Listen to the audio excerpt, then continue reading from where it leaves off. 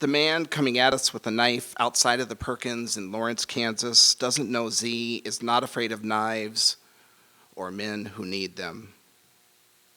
Z told us he grew up on the south side of Chicago, claiming his set was CTA. Those days, those buses, those men with broken bones, set wrong, healed wrong, all those journeys survived, left him impervious to Kansas toughs, acting hard, just acting. That's why Z's walking toward him while the rest of us, Jonathan and Thunder and I, stand still. We're Heartland boys. Not Z. He's calm in a way that shrinks and softens blades.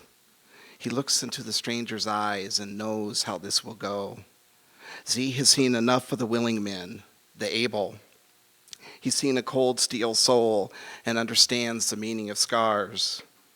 That's why he's walking toward the man with the knife, saying, "Who you riding? Who you riding?" Aware the man doesn't know what that means, doesn't know where Z's traveled, and doesn't know about the weapons that Z holds in his empty hands, or how desperate he is to prove to the darkness that men with knives can't harm him. Hi. I'm Michael Kleber-Diggs. Thanks so much for coming out.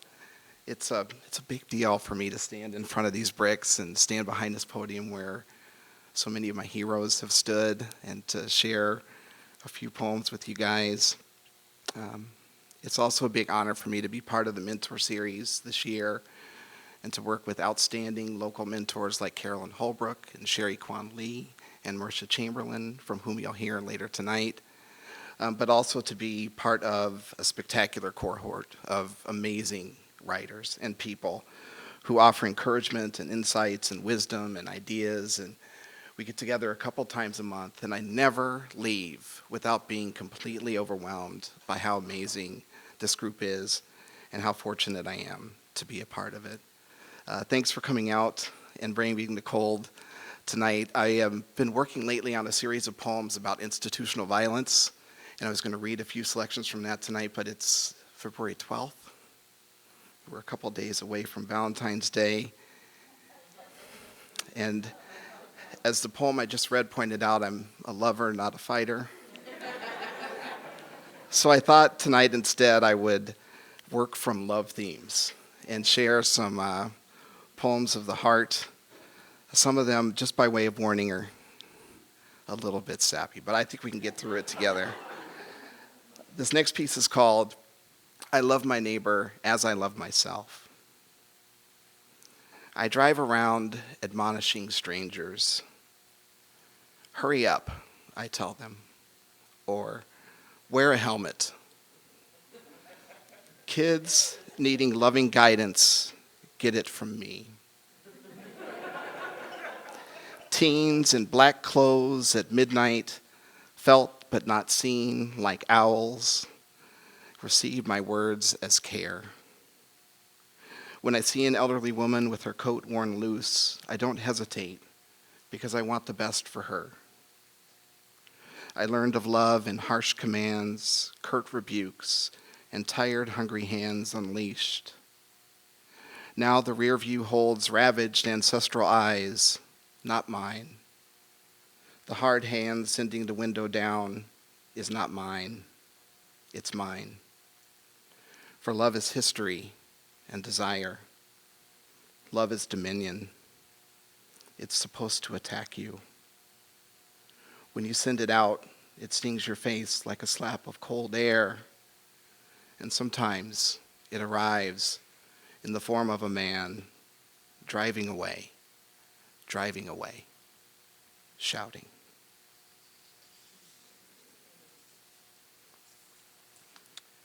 This next piece is called "I Want to Be Your Lover." It goes out to my Valentine, who's in the audience. I won't point to her. I wrote it with scissors, and if that doesn't make sense, ask me about it later and I'll explain it. I want to be your lover. Baby, Sweet baby. International lover. Hot thing. I can't stop this feeling I got. Life can be so nice just as long as we're together. Take me with you, sexy dancer. You got the look, and I want to melt with you under a cherry moon. When we're dancing close and slow, when doves cry, let's go crazy. Let's pretend we're married. It's 1999 again. Let's live for love. Let's walk, don't walk, strolling, uptown, pop life, blue light, Paisley Park, graffiti bridge, sign of the times. Let's play in the sunshine and purple rain. With the girls and boys, the beautiful ones, elephants and flowers and crazy you, willing and able in the latest fashion, raspberry beret, diamonds and pearls. And God created woman, mountains, space, so blue, the arms of Orion, DMSR,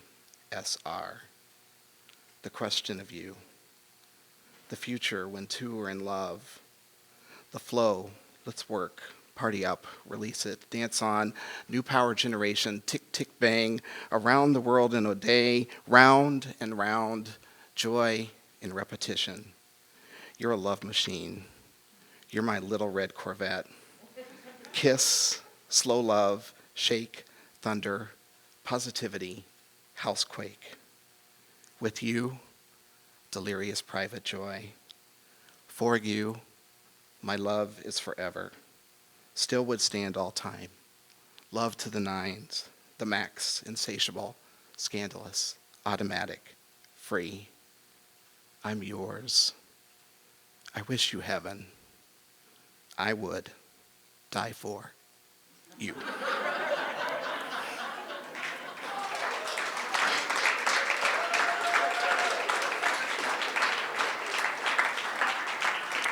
Only to be attempted February 12th through February 15th, that kind of stuff. Two more pieces. This next one is more of a love letter to my favorite artist of all time. It's called The Turning Point. My daughter dances in a mall. I watch a stranger watch her dance through the screen on his smartphone. Seeing the man filming my daughter, I feel like a stranger too, a witness. No one here who doesn't know us imagines me, her father. I celebrate my place on the periphery. My daughter is dancing Spanish dance, chocolate, from the Nutcracker. It's meant to be a duet, but her partner is away for winter break, so it's a solo instead. I find myself thinking about how she arrived here, the work it took. She is our only child and was delivered after previous efforts ended in sourceless tremors shaking down angry rain and soft, bad hail. When my wife was pregnant with her, there was also a day where abdomen pulled itself in and down, and body quivered and tore against its walls, producing the same bloody scene we'd seen before. But they survived, both of them. Now we are here, maybe improbably, and she is performing as one what was intended for two. And 300 people are watching her in front of Talbot's, calm through the leaps, bask in her flourishes. I am among them. As she works her way toward the highlight, the turning point, snow descends peacefully on cars outside. She begins a series of spins I cannot name, with kicks, powering turns, powering everything out of focus except her, her mother, and me, alone now in a small theater, watching, waiting, until, at last, She comes out of it unfazed and very much alive to wondrous response from everyone but me, standing beside her mother, thinking about all the labor this movement requires. In awe again, the witness, too stunned to move or speak.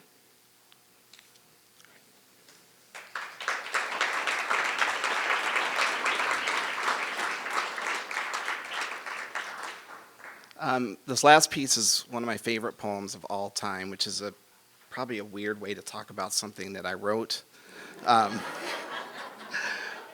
But I feel like I can say that because it arrived like all at once on a Saturday afternoon and from somewhere else. So in a way, I feel very connected to it.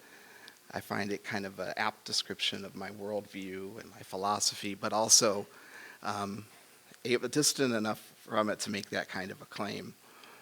I'm going to attempt something completely ridiculous tonight, so root for me, please. In honor of a special friend, I'm going to recite the piece from memory.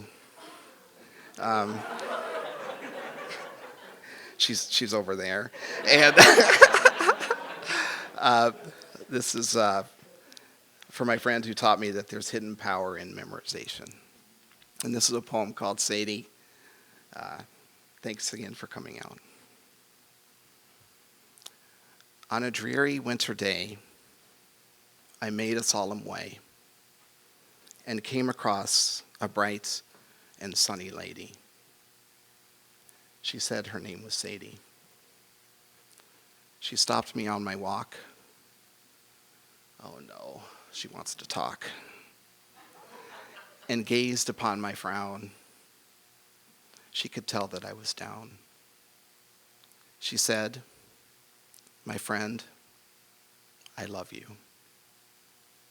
I said, "That can't be true. We've never even met. How can you love me yet?" Her answer, "I love everyone I see." Your greeting is not unique to me. I laughed, incredulous. But here, I must confess, there was something in her eyes. She clearly wasn't telling lies. In my heart, I knew she meant it. The rest was mine as I saw fit. If you love everyone you meet, then what makes me especially neat? I'm as common as the next. And with this, she seemed perplexed. "No," she said, "you're just as grand," and touched my shoulder with her hand, then stared at me without any shame until, at last, her wisdom came. And what follows may be hard to believe. It's testament to what love can achieve. I couldn't think of what to do. So I said, "Well, I love you too." And with that, the whole day started to glow. Then Sadie smiled and said, "I know." Thank you.